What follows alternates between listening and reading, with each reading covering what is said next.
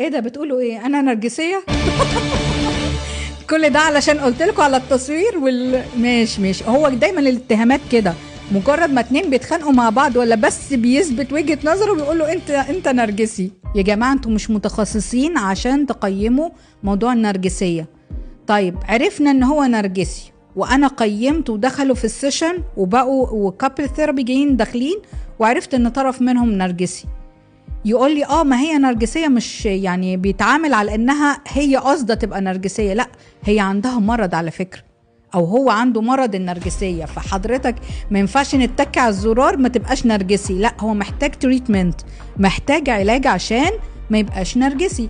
فاذا الاتهامات ان لا ده هي بتتلاعب بيا، ده هي عندها نرجسية، فانا بتعامل معاها لانها شخص طبيعي، هي مش شخص طبيعي ولا هو شخص طبيعي لو عنده نرجسي. يبقى عشان نحسم الموضوع، النرجسي شخص مش طبيعي يا جماعة، وعنده خلل في الهرمونات وخلل في التكوين، محتاج علاج احيانا كلامي فقط، واحيانا بيبقى محتاج علاج دوائي كمان.